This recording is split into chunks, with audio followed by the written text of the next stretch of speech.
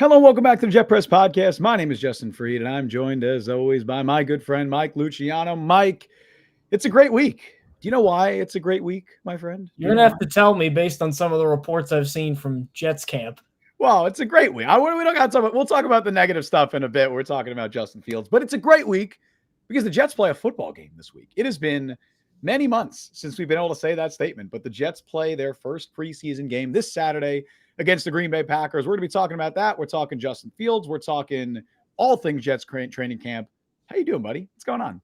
I'd be doing better if it looked like there was going to be some reason the Jets will win more than 4 games this year, which I'm getting Oh, fewer of them the further closer to the season we get. So that's the disheartening part. But it's football, and it's better than no football. So with that, we welcome you to the Jet Press Podcast. Thank you for tuning in. You know where to find us on all the podcast platforms: Apple, Google, Spotify, Overcast. Wherever you get your podcasts, we are there. And on YouTube, liking the stream, that's a big help. Subscribing, that's a big help. Hitting that little bell so you get the notifications, that's a big help. And if you want to join our membership, it's only 99 cents a month. You get priority reply in the comments. You really help support the show, help us do more shows talking about the wretchedness of the New York Jets. And let's kick off with some wretchedness, some old school bad Jets, which is bad quarterback play.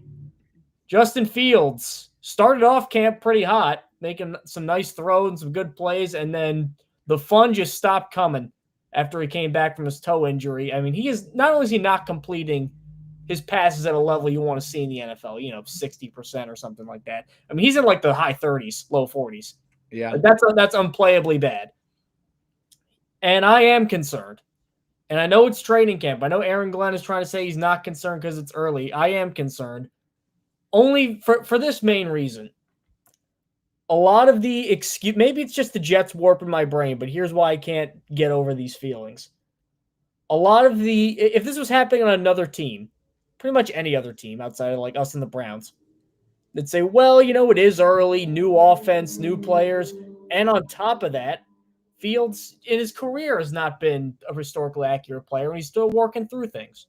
So you go, all right, fine, aches and pains, whatever, he'll learn it. That's how most teams operate. With the Jets, I've heard all these excuses for however many quarterbacks before, and well, it's early, and the defense is playing really well, and he needs more receipt. Like those excuses work if he's a little below average. When he's in the 40s for completion percentage, it sounds more like copium than an explanation for why he's struggling. Like, yeah, he needs more receivers. We'll get into that later. This receiver room is wretched, but that doesn't excuse 40% completion percentage at practice. Yeah, the defense is really good. They're not that good, I guarantee you. Brandon Stevens is not playing that well in training camp where Justin Fields is having that hard of a time to complete passes. I know Mason Taylor was hurt. Are you telling me if Mason Taylor gets hurt, this offense can't function already? Is that weird? Because that's extremely concerning. Like, Fields is not going to be this bad in the regular season. He obviously just came back from an injury. He's going to learn the offense a little bit better, and he has the ability to make plays with his legs in regular season games that are going to actually help his passing because teams are going to respect that ability to run, and they're going to defend him differently. But man, you can't be playing like this. You can't be playing like this. I don't want to get too mad because we knew what the deal was with Fields anyway, where it's a one-year gamble. If he becomes something, fine. If not, well, they're probably going to take a new quarterback anyway next year. So kind of who cares? Not to be blunt, but kind of who cares? But also, when you're going in this bad, it sounds like the recipe for a really bad start to the 2025 season, which if Fields goes out there, because this is a hard schedule to start off with: Pittsburgh, Buffalo, Tampa, divisional game with Miami. If he struggles out of the gate, this team's done immediately. And we may like Aaron Glenn, but the fun will just stop coming if Justin Fields is that bad when the season starts. I think it is best for all Jets fans to abide by the age-old logic of training camp stats matter when our favorite players are doing well, and they don't matter at all when they're not doing well. And I've seen a lot of that, copium, whatever you want to call it. It's fair to a degree. Like, I mean, the idea that training camp stats don't matter is fair and accurate in a lot of cases, especially when it comes to quarterback stats, because you don't know what, we're not there at these practices. You don't know what coverages are being run. You don't know what situational drills the Jets are running. Every incompletion is not created the same. Every completion is not created the same. Although it should be said that some of these numbers are astronomically bad, right? And there's even context added to it. So it was Connor Hughes, I believe, that said it, that over his last 3 practices, Justin Fields is 15 of 43. He's completed 34% of his passes in 11 on 11 drills. That's not including the 1 of 4 that he was with a pick to Tony Adams in Mondays or Tuesdays 7 on 7 drills. It's bad. And I believe of those, like, I think he completed 9 passes in Tuesday's practice. I believe Connor Hughes said that not a single one of them was longer than 5 yards in the air. So that is context that I think is pretty concerning. Now, again, there's partial, added context to it, which is that it's not all Justin Fields. This receiving group is bad. So I think the better way to look at it is, how bad is the Jets passing game going to be in 2025, as opposed to, oh, Justin Fields is struggling, he sucks, and all this. Justin Fields' limitations as a passer that we know. The Jets signed him, like you said, Mike, as a high upside, short-term bridge quarterback with the allure of upside. It's like, maybe he can be a Baker Mayfield. Maybe he could be a Sam Darnold. I don't think we are, at least, under the impression. I don't know about other Jets fans, but I don't think we're under the impression that that's going to happen, that Justin Fields is the long-term answer in New York. I'd like to see what he's got. This is probably his last full-time opportunity as a starter, unless he impresses.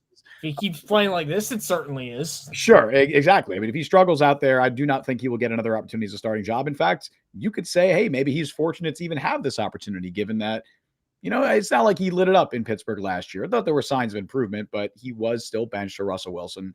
There's context to that. Russell Wilson was coming back from the calf injury. He was kind of guaranteed a starting job. But all of that is to be said that I have low expectations for the passing game going into 2025, which I think all Jets fans should.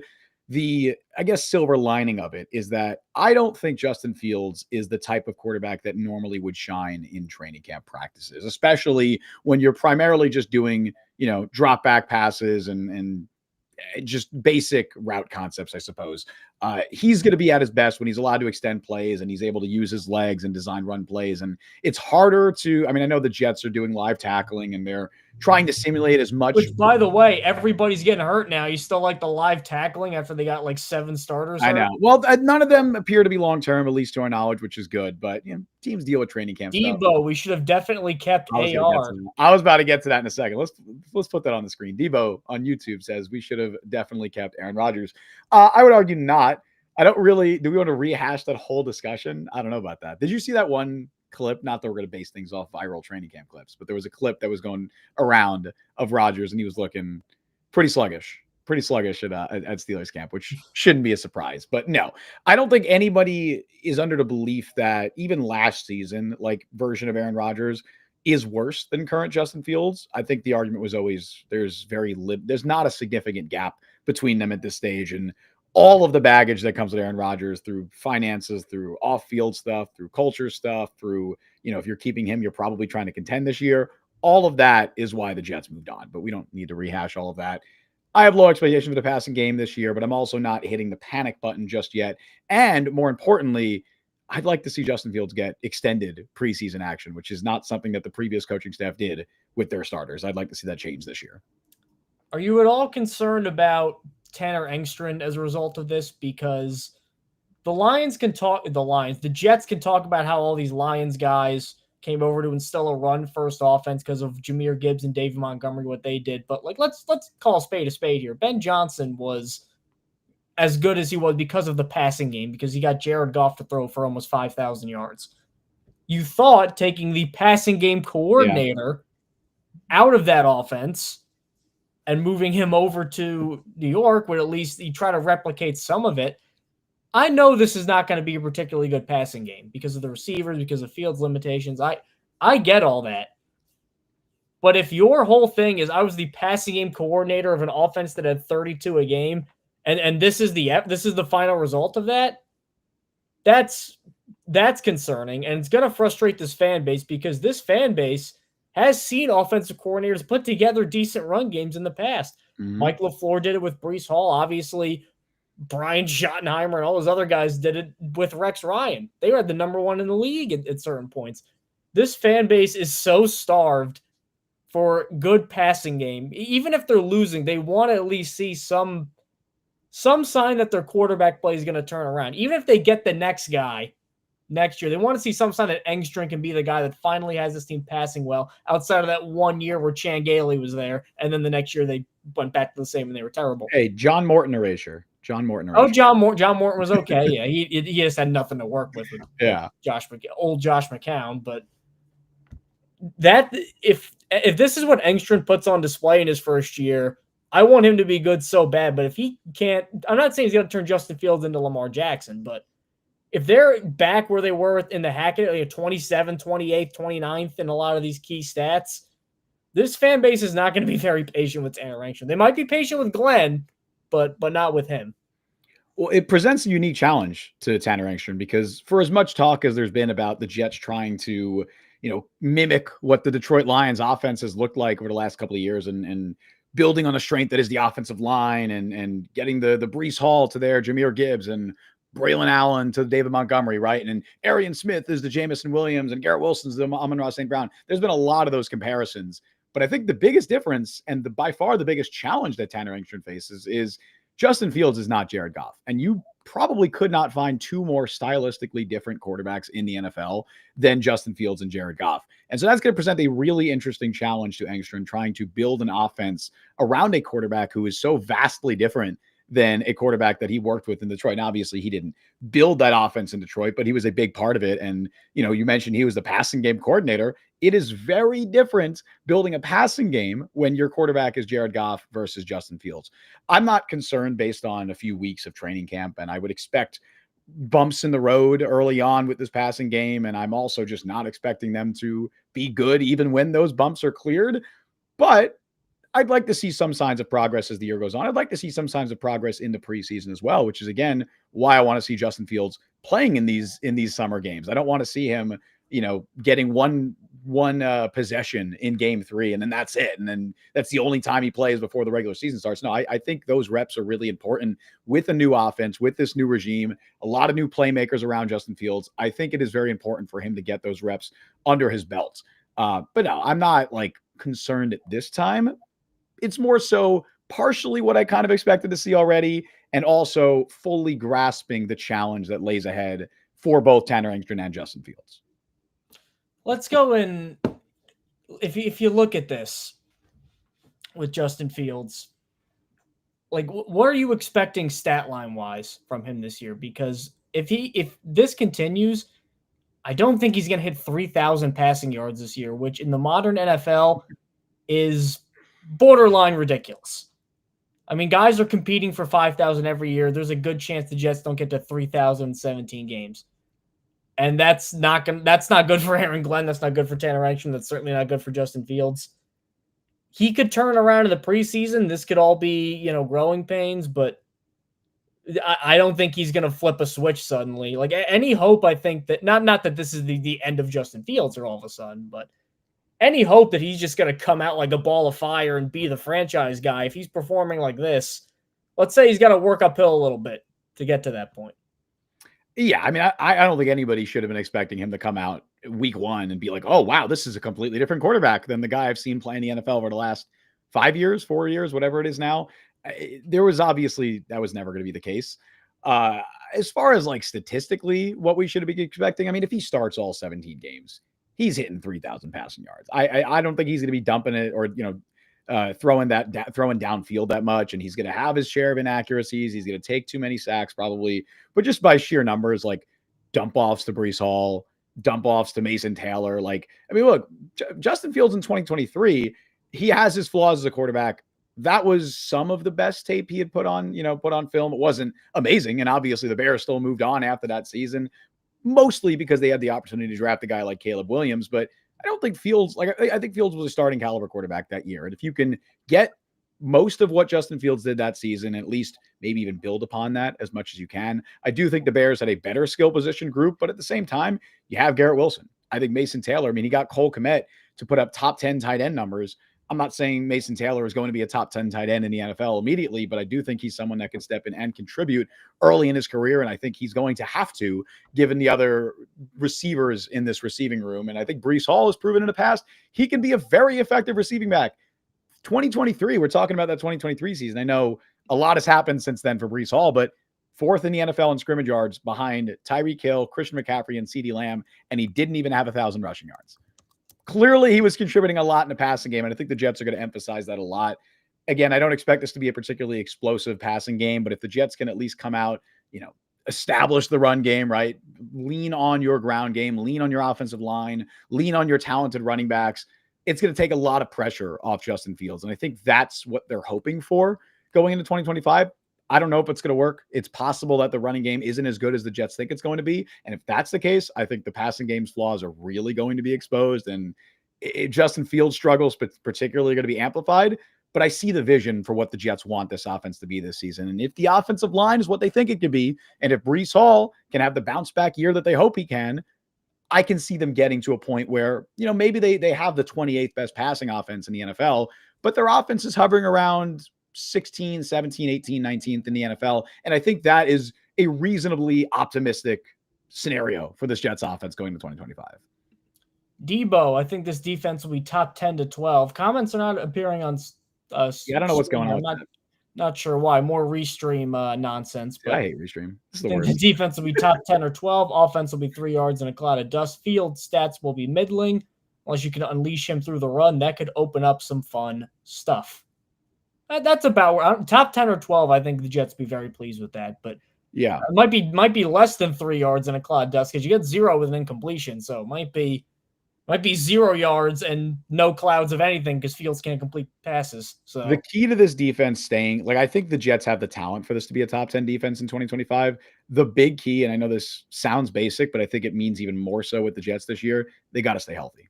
There is extremely little depth at defensive line and linebacker. If the Jets, lose any one of, Quinnen Williams misses time, God forbid, like a Quincy Williams, Jamie and Sherwood misses time, you are starting guys who are barely backup caliber, to our knowledge. I mean, if Quinnen Williams is down, Byron Cowart, Derek Nottie, J2 Fellett, those are your D tackles. That is abysmal. That is disgustingly bad. If Jamie and Sherwood or Quincy Williams miss time, you are starting Marcelino McCrary-Ball, who is probably the top backup linebacker right now, or maybe Francisco Maligoa can step up. So the initial depth chart looks like MMCB, I guess is what we're going with here, is above Maligoa.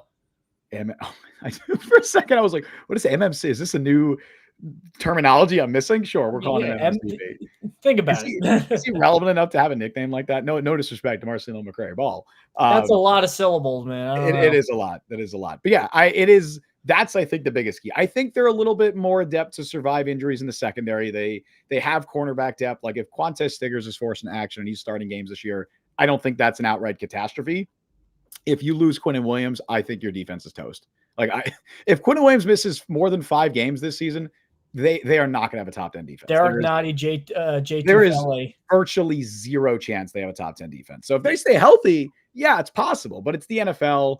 Injuries happen. The Jets thought they struggled stopping the run last year. Right. The Jets have also been very fortunate, knock on wood, with defensive injuries over the last few years. They haven't, it's the offense that's really been hit harder than the defense normally. So, I know they had the Jermaine Johnson injury last year, which was brutal, but yeah, I think that's the biggest key to the defense being as good as they can be, which sounds basic, but other teams can survive injuries to their defensive players. Look at the Lions last year. They were able to survive injuries a lot better than most teams. I don't think the Jets will be able to follow that same strategy. Let's talk receivers, because Zach Rosenblatt is reporting that Allen Lazard, we talked about Derek Nottie last week not being a 53-man lock. Allen Lazard went from probably wide receiver 2 over Josh Reynolds to, is he going to be on the roster? Because Fields is barely throwing the ball to him. Mm-hmm. When he has thrown the ball to him, he's dropped it, which Allen Lazard he's just never fixing that. No. Maybe Arian Smith can fix it because he's young. Allen Lazard is just never going to fix that. That's just a part of him at this point. The Jets, we said this a little bit earlier. We alluded to it earlier in the show. The passing attack they're going into the season with, especially with Lazard, it might be one of the worst designed passing attacks I've ever seen. Because either Lazard is going to be in a role of prominence, like wide receiver 2, wide receiver 3, and we know what happens there when Aaron Rodgers is not there. Really bad stuff. We remember that Zach Wilson year. Or they're going to go into the season with Tyler Johnson as their wide receiver 3, which he wasn't even a wide receiver 3, I think, with the Rams when he had his best year last year. He was wide receiver 4, I believe. He was wide receiver 4. So based on a 25-catch season, he's essentially going to get a promotion. Arian Smith has looked good, but in training camp, but also he's one of those guys who will look good in training camp because it's not as intense and he's fast, and it's one of those things. Malachi Corley, who I don't think is going to make the roster because he's been awful, again, fumbling balls and stuff, but there's still a chance he makes it. Brandon Smith, Xavier Gibson. I mean, this is a terrible receiver room. So part of me is like, I guess Lazard, the pure act of playing wide receiver, I think Allen Lazard is one of the 3 best players on the roster right now at that position, which is a sad fact, but I think it's true. But also, I think there's a chance the Jets are like, man, like another Rodgers holdover, like, let's just be done with this. Like, what are we going to get out of this year by playing Allen Lazard and giving him like 4 or 5 targets a game? Like, how does that help us long term? How does that help Justin Fields long term? So it could go either way. I'd like to think I probably would keep him right now because really the only option I would get somewhat excited about is Arian Smith just somehow figuring it out, and then you get like a speedy deep threat kind of thing.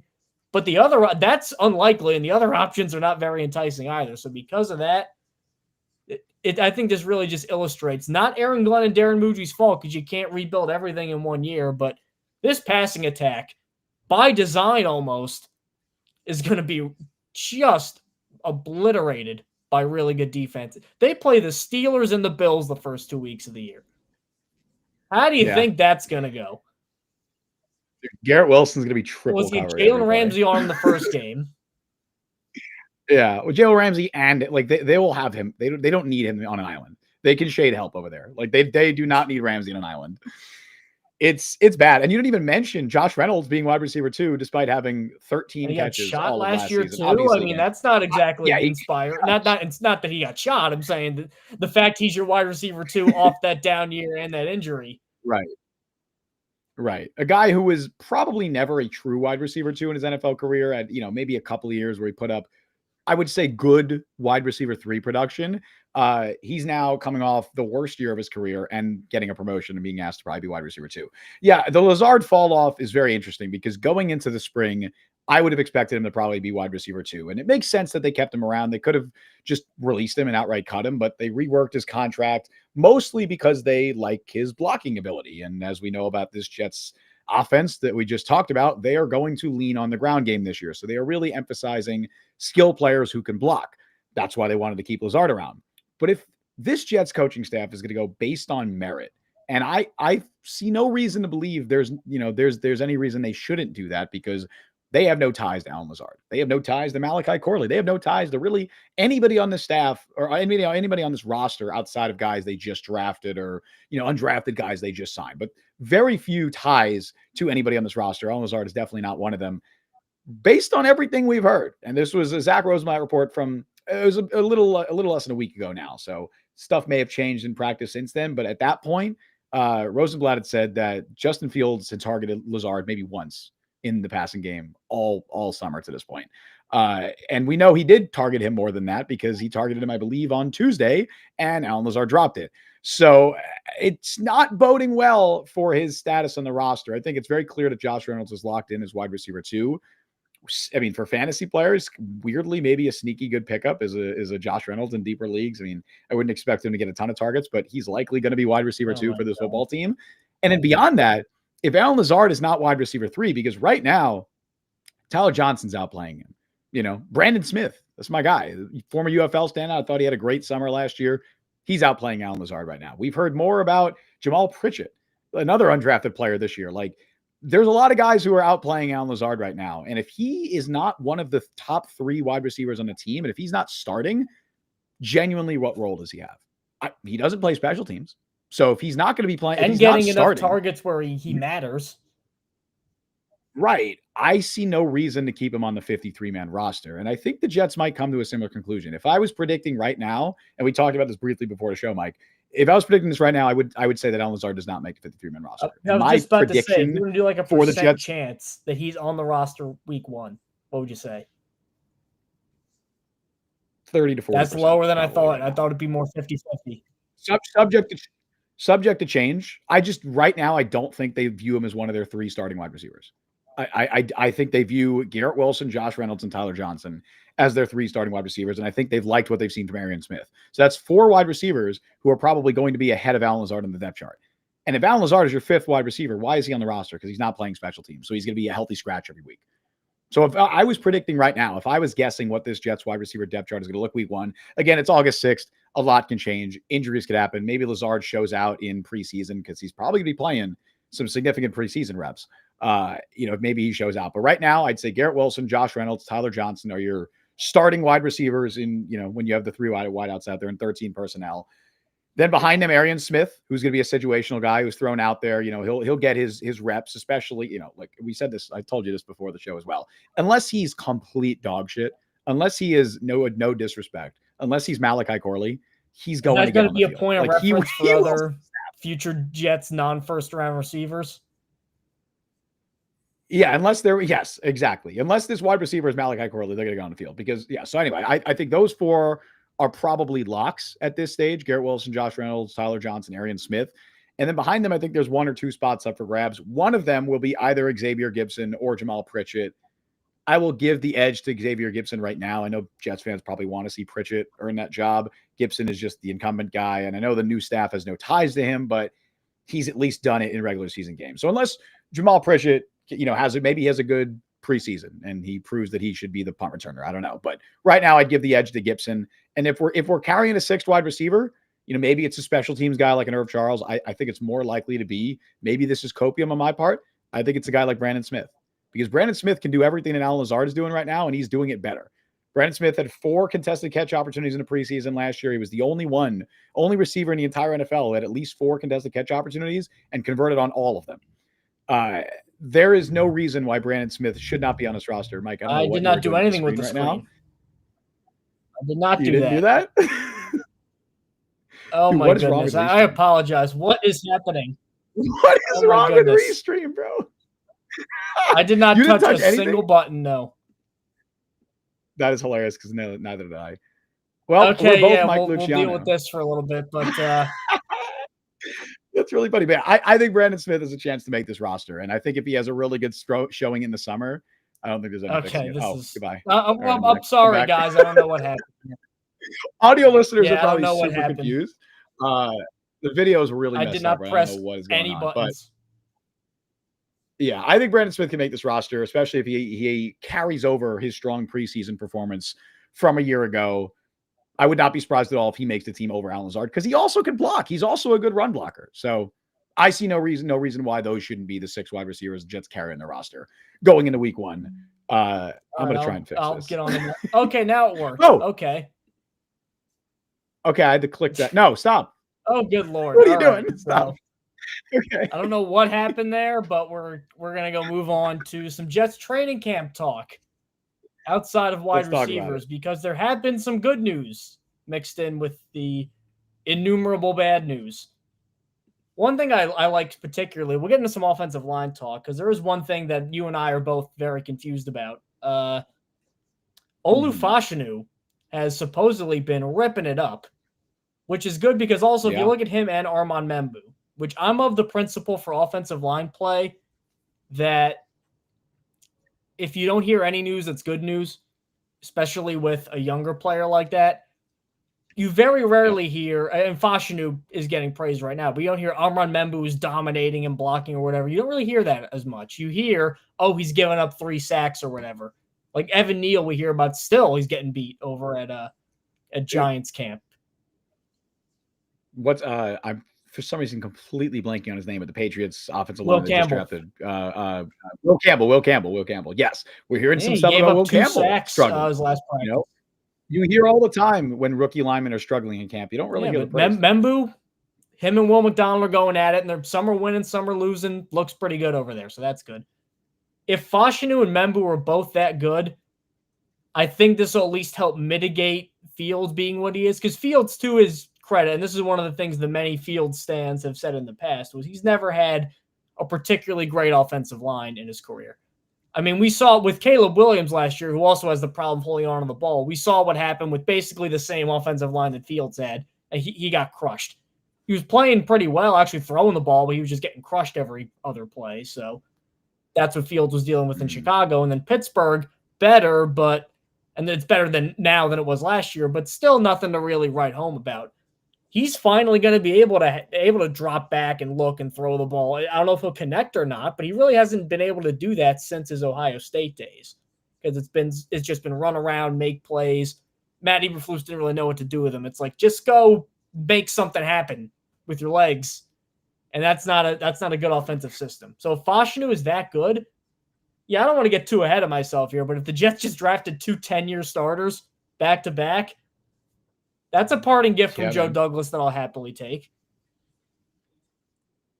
Yeah, I believe the reports from like a week ago now, but it was Will Parkinson said that he was at practice. I think it was Thursday or Friday, and he said that Olu Fashanu looked like the best player on the field. Connor Rogers, NBC Sports, everyone's favorite Connor reporter for the Jets, not a reporter but analyst, said that Fashanu was looking really smooth in the pass game and was starting to move guys in the run game too. Fashanu had a very interesting and a weird rookie season. Like I would almost call it a bit of a roller coaster, because he was asked to move around and play different positions that he had never played before in his career. He was playing right tackle, early on in the year when Morgan Moses missed time. He started the year as a backup, obviously, and then Moses missed time. Fashanu steps in at right tackle, which is a position he was not playing at all in college. And he was, cross-trained a little bit in the summer, but it's a big difference going from left tackle to right tackle. And I don't think a lot of fans realize that or appreciate how big of a difference it is. I mean, hell, he even stepped in and played a little guard. Remember that? Right, I forget which game it was last year. The Patriots, I think. The Texans game or whatever. It was one of the games. Yeah, one of those games. He was put at guard because they had so many injuries. It was like everyone got hurt. Like baby AVT was out, and Jake Hansen and Xavier Newman. Everyone was hurt. Glazer. And so Fashanu was playing guard. Right, Chris Glazer. But when he finally stepped in and Tyron Smith got hurt and he was allowed to settle in at left tackle, I thought he looked very good. From weeks 10 to week 16, when he was starting at left tackle, he had a 70.2 PFF grade, which was right around like smack dab league average. Which, that was given 72 that average. 70.2 is like league average. It was 33rd average be a little lower. Isn't there something wrong with the grades? Well, it's not. I mean, I think that's a fairly league average grade. I guess, yeah. I'm like, why? Because there's very few like 0-10 grades, I guess, is the thing. Yes. Yeah. The lowest of the low actual qualifiers are usually in the 40s or 50s, depending on the position. And then the highest are like low 90s. If you're getting anything above like a 92, you are like the best player in the NFL. But yeah, we're like roughly league average. He allowed only 1 sack over that time. Immobile Aaron Rodgers back there.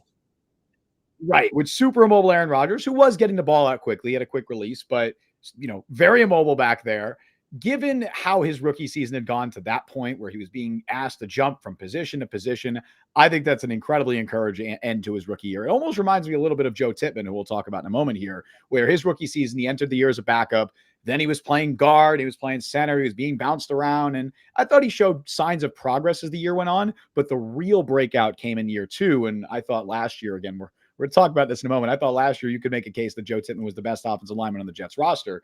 He was, I believe, a top 10 graded center via which is PFF. Funny because I know you hate this stat because pass block win rate had him like near the bottom, and I'm like, what are they looking at? Win rates are so stupid. I hate win rate stats. They are so inaccurate for like evaluating actual offensive line play.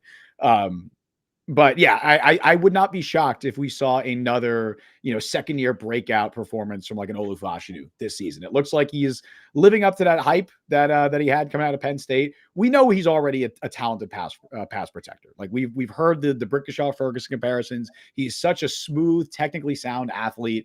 The real test is, can he also move guys in the run game? And I think so far what we've heard in reports out of camp is that he's doing that. I don't know if Armand Membo is going to come in and immediately be, an above average starting tackle, but if he can at least be an average tackle and Fashanu takes that leap towards, top 10 left tackle in the NFL territory, which I think he absolutely can, that's a huge win for the Jets. Speaking of Tippmann, the Jets are not backing down on that. Him and Josh Myers got to compete for the center job thing. They mean that.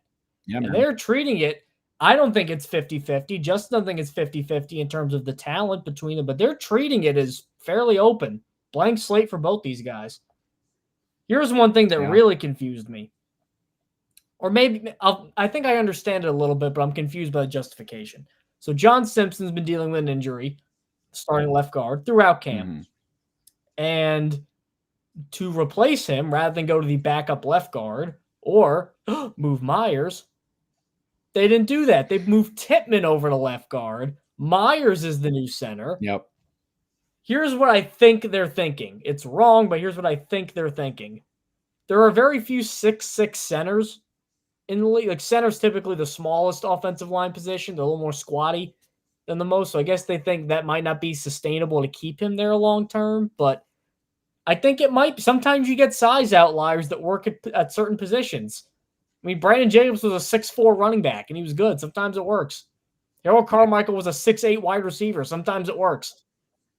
Yeah. Mitch Morris had a really successful career, and he was like 6'6" as a center. So I don't get why they're – I don't know what it is. I don't know if it's they don't think Tippmann's as good as perhaps maybe we think he is or Jets fans think he is, or if they're very high on Myers. I would think it's the first one, because if they were that high on Myers, why'd they give him a 1-year deal for backup money pretty much? I really am confused by this. I hope that's just, hey, let's try something out. Let's try to get our best offensive lineman on the field at once. And if Myers struggled with physicality at center, I'd imagine it would be worse over a guard. So I could kind of get that, but why do they keep messing around with him? Like, keep him at center. Like, who is that hurting by just saying Joe Tippmann's your starting center? Because, center is the position in offensive line. You want guys moving in and out a lot, especially with a new offense and a quarterback learning a new offense who's struggling right now. Let's keep flip-flopping the center around and have one of the guys be his buddy from Ohio State. So I don't know if there's any sort of Fields influence there. It's one of the few situations where I think coaching is making an error. Because right now I think they're doing it pretty much okay in terms of how they're running a practice, how they're organizing things. I don't know why they keep doing this. I don't know what they expect to happen with this. Yeah, listen, I will start with the devil's advocate Jets perspective argument, while I also should make it known that I agree with you and that I think it's dumb and they should just be keeping Joe Tippmann at center. I think their rationale, and maybe this is coping on my part because I don't want to believe that their evaluation of Joe Tippmann is so vastly different than all of ours, but I think it's more about Myers than Tippmann. Based on what's been reported, the Jets did not expect Josh Myers to be available, when he was. I think Myers went into free agency expecting to have a bigger market. He was looking for a starting job. He was looking for starter money. And when that did not come, he was still sitting there in free agency. I believe it was in the second week of free agency when the Jets actually signed Myers. And when they signed him, they look at him as a starting offensive lineman. I believe they view him as a starting caliber offensive lineman. So when they gave him, backup money, they were thrilled because, while they believe they already had they had their 4 starters at the time and they were going to draft Armand Membu, they saw Myers as like a 6th starting caliber offensive lineman that they were bringing in. So I think their eyes kind of lit up with that. And since they gave him, a chance to compete for a starting job because they view him in that light and because they wanted him to sign that contract, they're going to do that. Now, I should note that I believe all of the reports that we had heard before the John Simpson injury happened, Myers was getting all second-team reps and it was all Tippmann getting the first-team reps. So there wasn't really a split. But then when Simpson goes down, now I have an issue that we're moving Tippmann over to guard. I think the reason they're doing this is because if Simpson or Elijah Vera Tucker were to miss any time during the season, I think they want to have their quote-unquote best 5 on the field. I think they want to have their best 5 offensive linemen. And the way they believe to do that is to put Myers at center, move Tippmann to guard. I don't like the business. I'm not normally in the business of moving around starting offensive linemen, all across the line. Like, I know the Jets have done that a ton in the past with Elijah Vera Tucker.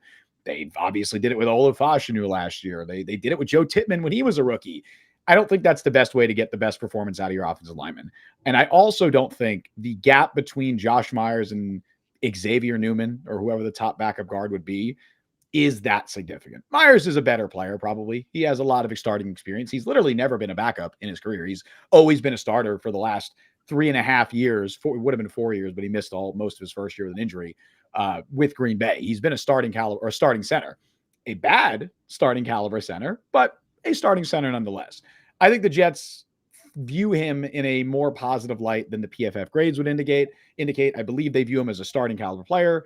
And they're doing this so that, if one of their guys gets hurt, boom, they put Myers in.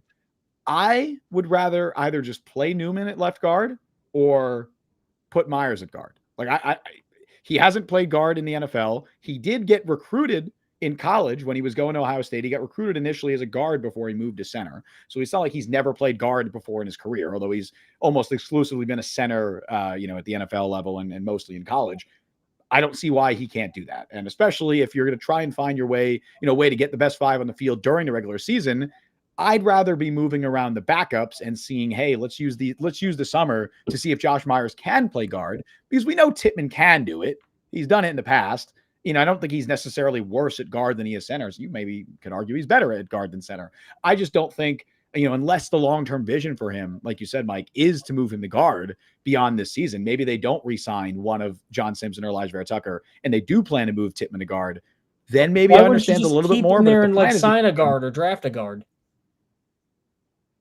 I guess the thought process would be they think he could be better at guard. That would be the thought process. And if that's their vision, I'm not going to disagree with it. I just don't feel like they're basing it off anything except, well, he's an outlier for the center position size-wise.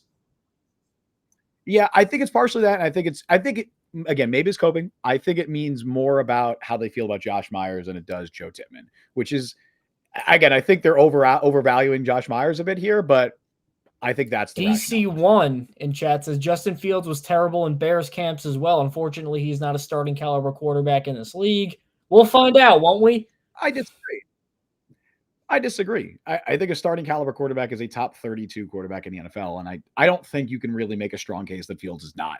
I don't think he's a top 20 quarterback. Not that good. Probably not even a top 25 quarterback. No, he's not. He's one of the lowest of the low-end starting caliber quarterbacks. But if we're going to call Josh Myers a starting caliber center, we're going to call Justin Fields starting caliber. Really, if I'm looking across the league, not counting rookies or basically Penix, because he basically a rookie. The only quarterbacks I would say that he is better than right now that are starters are Flacco, Bryce Young, and Anthony Richardson. Yeah. Well, and whoever the hell. Well, that could be Tyler Shough. I know Tyler Shough. Or Rattler. I think right now he'd be over Rattler too. Yeah. Yeah. But not exactly a ton of guys there.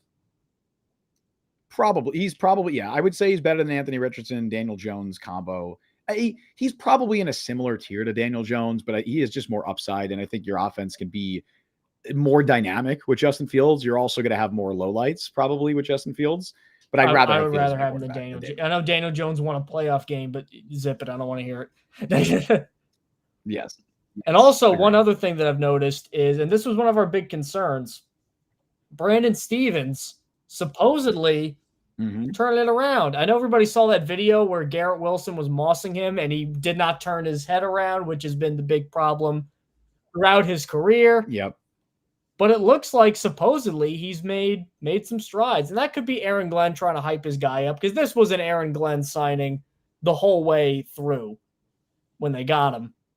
I'm still excited to see how he looks right now, because as much as I want to see Azareye'h Thomas, who's looked okay, like Stevens is going to be the starter. I don't want them to move him to safety immediately unless they have to get Thomas on the field. So he's going to be CB2. Mm-hmm. And this teams are going to move the ball against the Jets, and they're probably not going to do it against Sauce Gardner, and they're probably not going to do it against a healthy Michael Carter. So where are they going to try to do it?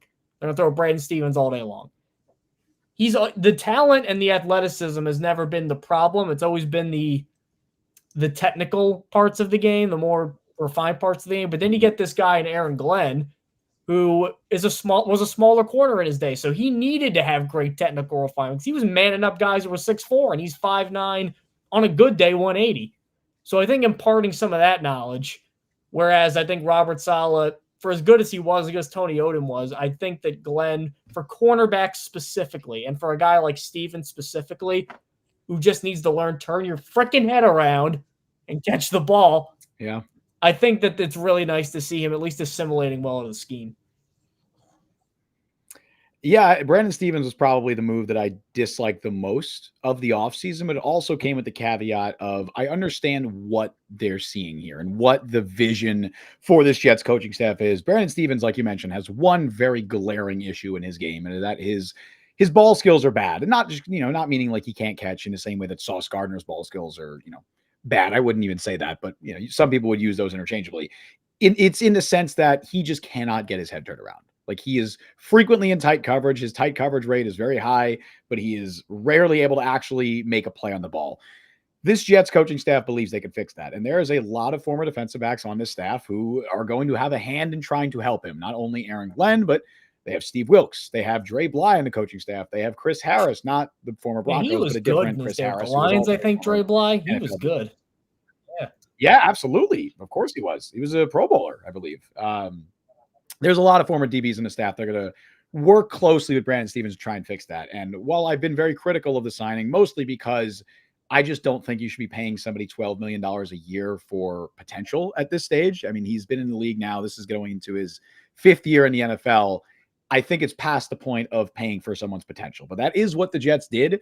And if they're right, like if the gamble pays off, then boom. I mean, look, if they're able to fix that issue, then I think that $12 million can end up looking like a bargain by the end of his contract, in a similar way to how we looked at DJ Reed's deal at first, where it was like, okay, they're kind of paying him off of, somewhat limited sample size. Let's see if he can follow it up. And then DJ Reed turned into, one half of maybe the best cornerback duo in the NFL for a year or two. I don't know if Stevens is going to get to that point, but I see the vision with the Stevens signing, and I'm happy to see that he's had a good start to camp. He got his lick back on Garrett Wilson, because I know, like you mentioned, Mike, there was that viral clip where he got mossed. Look, it is a red flag that, hey, this is the same thing that has been plaguing Brandon Stevens throughout his career. But I will also say that Garrett Wilson has done that to lesser cornerbacks in the past too, or to greater. It's that old training camp thing of every play. You're like, well, should I be happy because we got a touchdown, or terrible because we gave up a touchdown? Like, what should I be feeling? Yes. But then a couple of practices ago, Stevens was I don't think he was shadowing Garrett Wilson, but he was covering a couple times, and he knocked it. He had a couple of pass breakups. There was one clip that was going around where Stevens had a diving play, and then he celebrated. And then yesterday's practice, he also had an interception. And it was off a deflection, so it wasn't like, lockdown coverage or anything, but he's making plays out there. And also, that's another thing when we talked about this Jets defense briefly earlier. I want to see this defense create more turnovers. That has been, for as great as Sauce Gardner is, for as great as a lot of the players in this Jets defense are, they have not been able to create turnovers a lot in the past. And I think Stevens is somebody who can do that. I mean, he's got a running back background. If you go, dig a little bit into his background at UCLA, he was a running back at points in college. So he's used to having the ball in his hands. He can catch enough. I'd like to see that actually get utilized here too, if he can get his head. And I will say the benefit of having a guy like Sauce next to him, like he had that statement which we kind of laughed at. Like, everybody across from me has been really good, no matter how good they are. It's like, well, what do you say there? But yeah. When you look at these great shutdown corner, Revis, Champ Bailey, Dion, like, of course they have inferior guys next to it. Everett McIver and Larry Brown and all these guys from Dion's days, like. It's one thing to move the ball against them, but you can't throw at one cornerback 18, 20 times a game in the NFL and expect to get a catch every time. Like, there's going to be some adjustments. Yeah. So I think having Sauce and having Michael Carter there, and I think that'll help, because they're not going to go Stevens 5 plays in a row on a certain drive. So couple more Fields comments I want to get to. 2 from Brandon R. I'm worried that it's mental with Justin. Some guys don't have the arm, and I don't feel that's the case with him. It's kind of like Caleb Williams, where the problem is he's like a half second too late with getting the ball out. And sometimes it speeds up for guys, and I think it's better than what it was when he came into the league, where he'd hold the ball for a year and a half before he throw it. But it's like Lazard, where you got to make your peace with he's going to take some sacks and he's going to miss some open guys. Like, no matter what you expect your year to be with Fields, you just gotta assume that. It's only the GM. Here's the it's thing. Never been a talent. Fields lacks arm talent and can't process. He lacks arm talent. That's ridiculous. That's even if you don't like Fields, he's got the arm talent. That's the only reason he's getting more jobs is the arm talent, and the fact he can run. Correct. I was about to say the statement that Justin Fields' talent has never been in question, but clearly the GM has proven that is incorrect.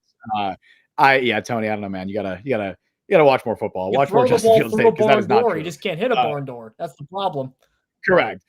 The talent with Fields has rarely, if ever, been in question. It's the other stuff, like you mentioned, Mike. It's the slow processing. It's the accuracy. It's stuff like that. And he's such a dynamic athlete that he's able to just still, like, live off that a little bit at the NFL. I mean, that's what he was doing in Chicago, not so much Pittsburgh. They kind of reeled him in a little bit more with the Steelers and made him more of a Arthur game Smith's manager, just a better coordinator too, where he figured out enough little wrinkles to get him running. Like, yeah. I think what they did with the Justin Fields offense in Pittsburgh is they significantly lowered the ceiling, but they raised the floor. And I think that's what they were going for, probably because they were knowing that he was going to hold down the fort until Russell Wilson got there. And they really didn't want to actually build an offense around him. I think it's going to be different with the Jets. They're clearly trying to build this offense around him. He's going to make mistakes. There are going to be, infuriating misses. He's going to overthrow guys. He's going to sail passes too high on crossers that are probably going to lead to some interceptions. He's going to miss some of the easy throws, and Jets fans are going to be losing their minds. And I'm telling you right now, prepare for that. Expect it. It is coming. Like, that has always been an issue with Justin Fields throughout his career. He's going to hold on to the ball for 5 seconds and take too many sacks. But he's also going to combine that, hopefully, ideally, with dynamic offense and dynamic quarterback play that the Jets really haven't seen in a while. Kind of dynamic quarterback play that the Jets wanted Zach Wilson to have.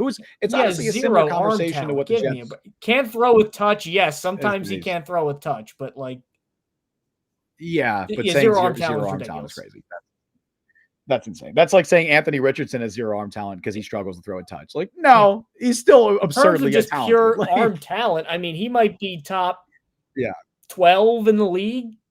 Fringes in terms of just how far I can throw a ball, like the difficulty of throws. If we're including just physical talent, like what he is able to do with his God-given raw talent, he's one of the most talented quarterbacks in the NFL because of his arm and because of his legs. Like that outside of all the other stuff, that's what's kept him in the NFL to this point. And I think leaning on that, not trying to mask it, because that's what Pittsburgh did. They tried to, not tried to mask that stuff, but they really almost handcuffed him because of how much of a game management. And I think they're like, let's just get to Russ, and then yeah. Exactly. I don't think that's going to be the case with the Jets, and I think that's good and bad. They're going to build an offense around him, give Justin Fields a legitimate chance to prove that, hey, he can improve and not only show that dynamic ability, but build upon that and become a more structured quarterback. That's something that he has not really been able to do at the NFL level. And I think they're going to give him every chance that he could do it. I don't have super high expectations that he will, but I do think we're going to see lots of highs mixed in with those lows this season. Prepare for the lows, but also, hopefully they're sprinkled in with some highs as well. Let's go and talk actually one more comment, because Cisco has been chatting a lot. I want to get to him. Do you think the Jets should go get Scary Terry McLaurin? No, probably not. Wrong time, wrong I'd place. Be shocked if they made a move. Yeah, they just paid Garrett Wilson. Terry McLaurin's asking for. He wants more than Garrett Wilson. I don't think they're paying, and I don't think I don't really think he's better than Garrett Wilson, and he's also 5 years older than him. So I'm good on that. Rebuild the entire. Yeah, I don't think it'd make any sense to give up assets to trade for a guy like that. I mentioned this on Twitter and got shit on for it, but if Micah Parsons is available, hey now, different discussion. Very different conversation for Micah Parsons. I know you're looking at that Tony the GM. I've done it for years, Justin. He's done QB evaluations for years. Well, maybe Tony is actually a GM. Maybe this is a burn. Is this a burner for who could this be a burner from? Mike McCann. I drafted Christian Hackenberg 51, and let me tell you, you whippersnappers. Whippersnappers. You think that's in Mike McCagnon's vocabulary? No, that's too. It's got a little too much excitement for him. He was too monotone. The most monotone man. That's true. He was. I met him in Joe Philbin. I remember the old Dolphins coach, or just the most boring. It sounded like Ben Stein, like just the most dour, mopey guys. Yeah. It's very funny because he was completely out of the public eye before the Jets hired him. Then he became GM, and it's like, oh shit, now I'm like a public figure. And then the second he was fired, no one's ever heard from him since. I don't know if he's alive. Like, I don't know if he's in the country. He could be anywhere for all we know. He's like Ray Hanley, the old Giants coach. He got fired after 2 years. It was after Parcells. He was terrible. He literally went off the grid. Okay. People couldn't find him. And then somehow he moved to this like small area in Nevada, like near Lake Tahoe, and he had an unlisted phone number. So it was when the Giants were playing the Patriots in the Super Bowl. This guy gives him a call. He's like, "Hey, we haven't heard from you in 20 years. Like, you want to do like?" It was like a "Where are they now?" And he goes, "Not interested." Bye. Boom. And that's the only quote he's had since 1992. Not interested. Boom. Somewhere somewhere Mike McCagnon is right now sipping some coffee, sitting next to his wife, and he's typing burner messages about how Justin Fields sucks. What you get for being a I think petty Mike alum. McCagnon's life. All right. Cisco says really quick, and I know we don't need to make this a whole Micah Parsons segment, but he says, so Jermaine Johnson, Breece Hall, some draft picks for Micah Parsons. The trade that proposal that I put on I mean, Twitter, I've seen that before. I believe it was either Rosenblatt or The Ringer did something similar where it would be Jermaine Hall and picks for Micah Parsons.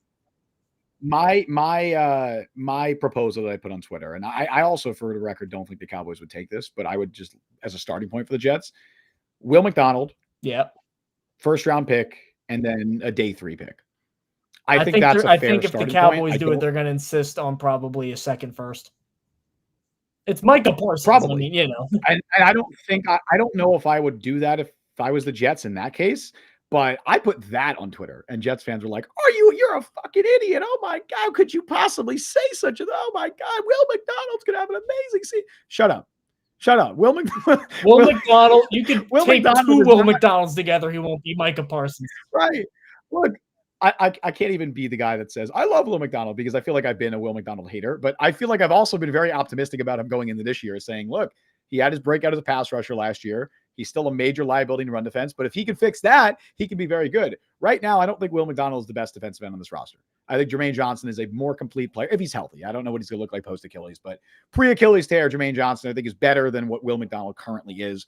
Not seeing what he's done in 2025. I don't know what he's going to do this year, but Will McDonald is not a non-starter. The only logical argument that I've seen people make, that makes sense is you don't want to be trading away your first-round pick when you don't have a quarterback. And I get that.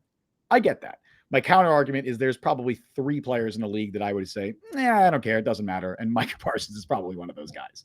And then one last comment from a member before we move on to our last little quick segment. Brandon R. Chan Gailey was way off the grid when Gase found him. Yeah. Jeremy Bates, too. He hadn't coached in years. Jeremy Bates was like in mountains, right? Wasn't he like hiking or something like that? Probably. Who knows? I feel like I remember that being a thing that he was like pulled him out of the mountain. And that was like, yeah, like he was mountain climbing, I think, was like his. Just emerges from a cave with like a Jesus length beard and a walking stick, and yes, it was many years ago. 25th ranked offense and got fired. Was Jeremy Bates 2016? That was 17, I think. Because Gailey was the first 2 years of Bowles, and then. Oh, that's right. Where did Todd Bowles get off getting these? Where did he find these guys? Both of them back to back. No idea. So preseason time. The Jets play a preseason game against the Green Bay Packers, and as always, it's hard to really gauge a lot from certain preseason games. You don't know who's playing. You don't know if the starters might be playing for one team against backups from the other team. So what if they go 8 of 9 with a touchdown? Does that really matter? Like, who cares, kind of thing. Even schematically, the coordinators don't show all their good plays in the preseason. You don't want to burn that tape on a preseason game. If we want to look at things to watch, there's one thing I really want to see. And I don't really care if the Jets win or lose this preseason game. What I want to see, I want to see Fields play a couple series, maybe 2, maybe 3. I want to see them throw the ball 80% of the time. I know they're not going to do it in the regular season. I want to see them throw the ball a lot. And I do not want it's not going to happen in the preseason. One design run from Justin Fields. Because we know that they're going to do a lot of design runs in the regular season. We know he's going to make a lot of plays with his legs. He might challenge for 1,000 yards rushing if they're that committed to this offense. And that would be fantastic. I want as many reps as possible. Drop back, boom, boom, boom, find a guy, throw to him. Drop back, look for a guy, throw it to him. That's all I want. Because I don't want 40% completion again. Because if he can work, we need to work on ironing that out. We know he's going to run good. You don't just do things that you're good at in the preseason. This is a time to experiment and improve on things where you're not as good. So I want to see him play like Tom Brady, stylistically. I don't want him moving out of that pocket. I want him just dropping back and throwing because we know that he's going to make tons of great plays with his legs. If he makes any improvements there, maybe that can wash away the bad taste of 15 for 43 at training camp. Yeah, I mean, that's fair. I don't think that's going to happen. I think the Jets are going to run this offense in the preseason is like a light version of what they're actually going to, what their offense is actually going to look like. I would be shocked if they come out and they're throwing the ball 80% of the time with Justin Fields. I don't think they're going to do that. I wouldn't hate it. Like I get what you're going for there, and like if you're and gonna play him, if there's one thing plus don't run and risk that, Right. If there's one thing that I want to happen, it's Justin Fields to look good as a passer. Like that's like the thing that I would love to see happen. And it's like of anything that could happen in the preseason, that would be the most encouraging development, I think, is if Justin Fields comes out and looks good as a passer and the passing attack looks, no pun intended, passable, like that. That's what I would love to see. I'll be realistic though, because I don't expect that. I want good ideas. They don't do any of them, and look where it's gotten them. Actually, no, they did listen to my Tyron Smith idea. So maybe I'm not. They listened to both of our. I was banging the table for Mike Williams, man, and Tyron Smith. So they listened to both our ideas, and they listened to your Dalvin and my Carl Lawson. So what we're saying is maybe we have no idea what we're going on. Maybe don't listen to us. But no, what I want to see, if they are going to listen to me, I want to see the Jets lean into their strength. I want to see this offense built around the run game, and I want to see the offensive line come out, look good. I want to see them, dominate against probably going to, I assume the Packers are going to play some of their first teamers, first team guys, at least for a series or two on Saturday. And I want to see the running backs look good. And that goes beyond Breece Hall. I really want to see Braylon Allen come out there and impress. I want to see Isaiah Davis impress because, a lot of the talk right now is that Braylon Allen is probably RB2 behind Breece Hall. I think there's something there with Isaiah Davis. I will say too, though, Allen is very close to RB1. It's getting to 1 and 1A. It looks like there was some of that. Yeah, Zach Rosenblatt was saying that it was like a week ago. He was saying that it's maybe more of a 1A 1B situation. I'm still kind of in. I'll believe it when I see it. With that, there's a lot of hype around Braylon Allen, and I also think he's an obvious player that would look good in the summer. Let's not forget how great he looked in training camp last year and how he impressed in the preseason, and then. After that, like first game or two of the year, did fuck all for the rest of the season, right? I think Isaiah Davis looked better than Braylon Allen did last year. I think he had a more impressive rookie season. I just think the ceiling and the upside is a lot higher with Allen, and I think there's more of a clear path to a role with Allen than there is Davis. But I'd still like to see Davis get his reps, and I want to see him and see what he can do with these reps this summer. I mean, there's other guys in that room too, like a Donovan Edwards. It could be fun to see what he's got left in the tank. I mean.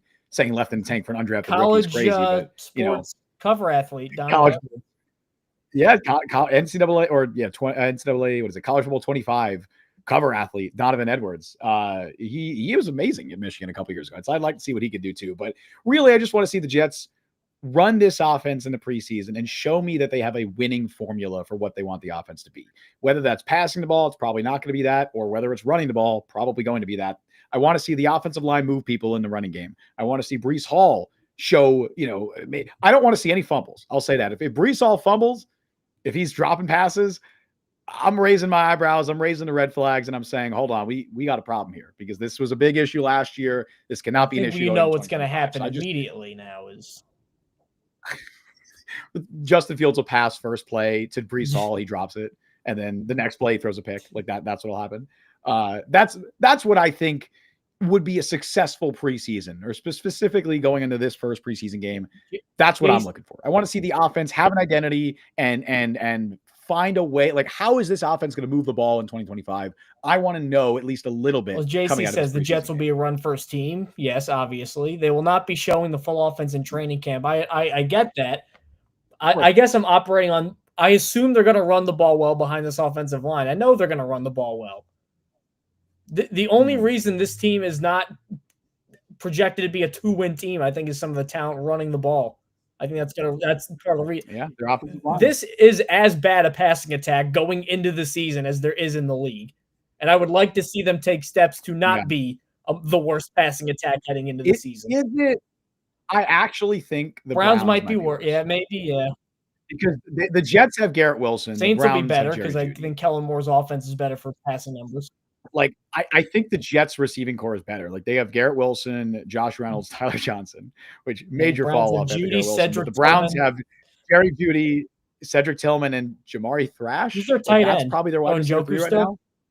Yeah. Njoku, and they got Harold Fannin, who, there's talk about him getting involved as well. But, like, I think Garrett Wilson is the big difference maker there. Again, we're saying that the Jets the 31st or 32nd best passing attack, and it's not much of a difference. I think they'll be 30th. And low key, Joe Flacco is absolutely a better passer than Justin Fields is, even in 2025. I think if you give Joe Flacco a clean pocket and give him, plenty of time to work back there, I think he will have put up very good numbers. I'm not confident that's going to happen in Cleveland, and he has obvious limitations mobility wise. But as a pure passer, he can still Who do you throw the think's ball. more mobile, current Joe Flacco or Tampa Brady? I think it might be Tampa Brady. I think my grandma might be more mobile than current Joe Flacco, and she's dead. It's pretty bad. It's rough watching him out there, but he can throw. That man can sling it still. Good for him. Italian last name, Central Jersey guy, or South Jersey guy. So yeah. DLW says they're going to be 20 of 27 passing. Or 20. Oh yeah, okay. I'm like if they're that every week, this team is awesome. Damn. I was like, are they throwing the ball beyond 3 yards? That's crazy. They do a lot of I hate those plays, those little pop passes that count as completed passes. Yeah. Oh, prepare for a lot of Garrett Wilson completions. Fields has thrown 5 straight completions, and he does one of those. Yeah. If Malachi Corley's on this roster, which I don't expect him to be, but if he is, that's going to be his role. I could see them using Arian Smith in that role too. They said they wanted to make him kind of like. You always get nervous when you hear he's going to be a special gadget role because you're like, okay, I don't like that. But what I think his role should be, I don't even want to use the word gadget because I don't think he's a gadget player. I just think he's your guy that you're going to put out there to keep defenses honest. Like make them play too high, make them play two safeties back. If Arian Smith is on the field, they can't be playing, a single high safety 8 in the box. They can't be doing that. Like that's the entire point of putting Arian Smith out there. Even if he's not going to be targeted, at least he's a threat. I think that's probably his best role as opposed to let's give him a little wide receiver screen pass, a little pop pass, and see if he can do something after the catch. With that, we're going to call time on the Jet Press podcast. The preseason is almost here. Thank you guys so much for tuning in. You know where to find us on Apple, Google, Spotify, Overcast, wherever you get your podcast. We are there. Justin, any final thoughts now that the season is here and Jets quarterbacks are again struggling to complete now 50% of their passes? Back in the day, it was 60. Now it's 50 or 40 even. Yeah. I'm just pumped that we got Jets football, man. It's been a while. It's been a long time coming. We were pumped last year. Where that got honestly, well, I was about to say it's been a while. I mean, granted, I guess the start of 2024, I guess I was a little excited, but it was more so like, I don't know. It felt different. It felt like a last hurrah. They have to be good here, and I really hope they are. This year, I'm going in with low expectations, and honestly, I think the Jets football that I've enjoyed most over the years since the playoff runs, which were, 15 years ago at this point, the Jets football that I've enjoyed the most is when I've gone into the year with very low expectations. I love the Josh McCown season. I thought that was very fun. Really quick. I wouldn't go on Fields before we get out of here. He threw DJ Moore, got 1,300 yards, dude, with him. Fall back with this. He is Tebow crap. We're not saying he is Tebow. He has 10 times the arms Tim Tebow. Tim Tebow is not a fifth of the NFL quarterback Justin Fields is. No, and Fields is also a better athlete. Bigger, faster, with a stronger arm, and more accurate, which is saying something. Not saying he's Tim Tebow, but I think curb your expectations for the passing game. I even will say this: DLW, you said they're going to be 20th to 27th in passing. I think they'll be. I don't think that's a crazy prediction. Like 20, if they are 20th, if the Jets have the 20th, Tanner Engstrom might get head coaching opportunities. Hell yeah. Like that is best case. I think that's amazing if that happened. And that's not just a Fields comment, DLW. That's a, hey, Josh Reynolds is wide receiver too. Like they don't have much in the receiving game. Jeremy Ruckert's tight end too for a team that wants to run the ball all the time. Jeremy Ruckert is probably playing 30 to 40% of snaps minimum this year. It might be higher than that. They're going to run a lot of 12 personnel. So if you're getting 40% of your snaps, you have Jeremy Ruckert out there, you have Tyler Johnson out there, you have Josh Reynolds. Yeah, they're not going to throw for a lot of yards, and I think that's to be expected. But anyway, Mike, I'm excited. Jets football's back. I'm just happy we get to watch the team play football because I like this sport. It's a pretty great sport, and I like the Jets, and I like covering them, and I like watching them play football. So I'm happy we get to do that, and we'll be talking about it next Wednesday when we're back live. Until then, thank you all for joining us on the show today. You can follow Mike on Twitter at @ByMikeLuciano. Follow me on Twitter, Justin C. Fried. Follow the Jet Press at the Jet Press. Download the Jet Press podcast wherever you get podcasts. Check us out on YouTube. Subscribe, hit the notification bell. You know what to do. You could also become a member today. It is 99 cents, and it is a great way to get your comments, prioritize, and chat, and also help support the show. We stream live every Wednesday at 3 p.m. Eastern Time. Thank you all for listening to Jet Press Podcast. I've been Justin Fried. That's Mike Luciano. Cisco, really quick before I sign off. So I just want to say we love tuning in to you guys on Wednesdays. Keep it up. Hope to see you guys at a game one day soon. If I go to a game this year, Mike, I don't know if you're planning to go any games. If we go to any games, we will definitely mention to people that we're going, and maybe I don't know, can look out, try and meet up with some people. I don't know. We'll see. We'll see if we're at some games. We'll see you guys next week. Thank you all for joining us. I'm Justin Fried. That's Mike Luciano. We'll see you guys next time.